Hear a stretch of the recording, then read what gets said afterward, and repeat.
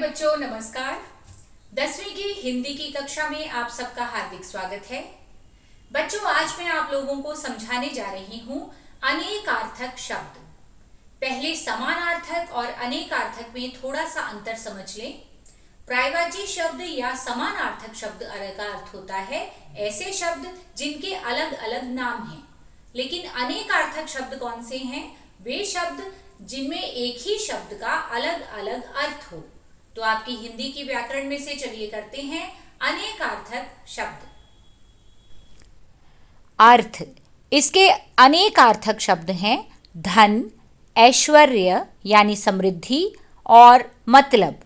अर्थ, धन, ऐश्वर्य, मतलब। उत्तर, इसके अनेकार्थक शब्द हैं जवाब, किसी प्रश्न का जवाब, उत्तर दिशा और बाद का। उदाहरण के लिए ग्रीष्म ऋतु के उत्तर में कौन सी ऋतु है?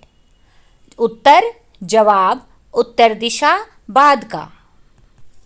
कनक, इसके अलग अलग अर्थ इस प्रकार हैं धतूरा यानी एक तरह का नशा, सोना यानी स्वर्ण और गेहूं यानी जिस अनाज को हम खाते हैं। कनक, धतूरा, सोना, गेहूं। कर, बच्चों इसके तीन अर्थ इस प्रकार हैं। कर का मतलब हाथ, सूर्य की किरण को भी कर कहते हैं और जो कर या जो टैक्स हम सरकार को देते हैं उसे भी कर कहा जाता है। कर, हाथ, किरण, टैक्स। कल, अगला शब्द है कल यानी आगामी, आने वाला या बीता हुआ दिन। चैन को भी कल कहा जाता है और मशीन को भी कल कहा जाता है।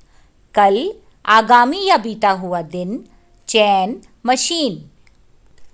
काल, बच्चों समय को भी काल कहते हैं, अंत को भी काल कहते हैं, जैसे उसका काल आने वाला है।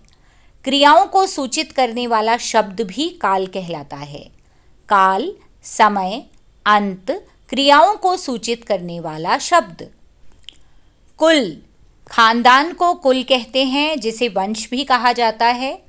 सभी और सारा, कुल, वंश, सभी, सारा। घन, बादल को घन कहा जाता है, घना को भी घन कहा जाता है और एक बहुत बड़ा हथौड़ा जिससे किसी चीज़ को ठोकने के काम में लाया जाए उसे भी घन कहा जाता है। घन, बादल, घना, बहुत बड़ा हथौड़ा। घोड़ा, बच्चों घोड़ा यानी अश्व जिस पर हम सवारी करते हैं, बंदूक का खटका जिसको दबाने से गोली निकलती है और शतरंज का मोहरा। तो घोड़ा के अनेकार्थक शब्द हुए अश्व, बंदूक का खटका, शतरंज का मोहरा। चंदा, चांद को चंदा कहते हैं। किसी सार्वजनिक कार्य हेतु आर्थिक सहायता यानी धन की सहायता को भी चंदा कहा जाता है और किसी संस्था आदि की सदस्यता का जो शुल्क या फीस होती है उसे भी चंदा कहा जाता है।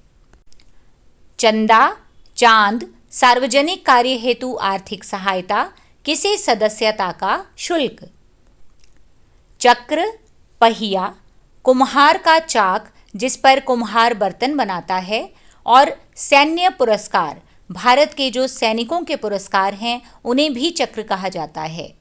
चक्र, पहिया, कुम्हार का चाक, सैन्य पुरस्कार। तीर, किनारा यानी किसी नदी या समुंदर का किनारा, बाण जिससे हम लोग धनुष बाण चलाते हैं। तीर, किनारा, बाण। धूप, पूजा के लिए प्रयोग की जाने वाली धूप और सूर्य की धूप। नाक, बच्चों जिससे आप सांस लेते हो, सांस लेने और सूंघने की इंद्रिय। घड़ियाल, यह मगरमच्छ की तरह का एक जानवर है और गौरव की बात यानी तुमने परीक्षा में प्रथम आकर मेरी नाक ऊंची कर दी।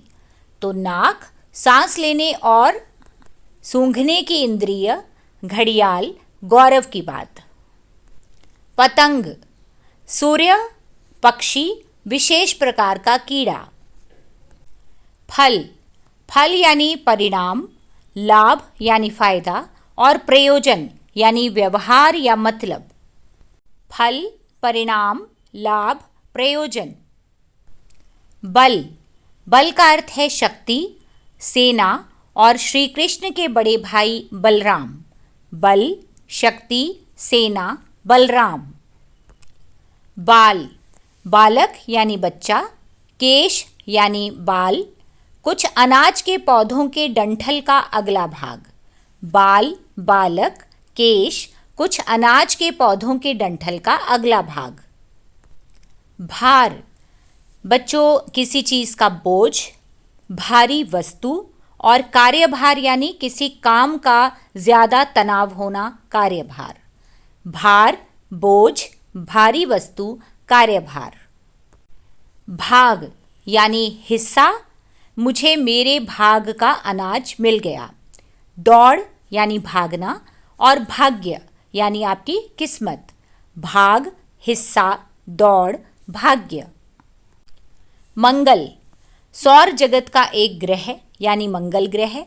मंगलवार को भी मंगल कहा जाता है और किसी शुभ कार्य को भी मंगल कहा जाता है।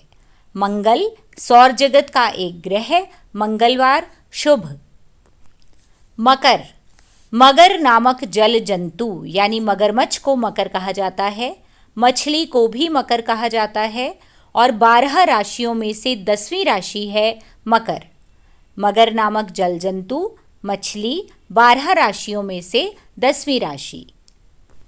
वंश यानी कुल, खानदान और बांस।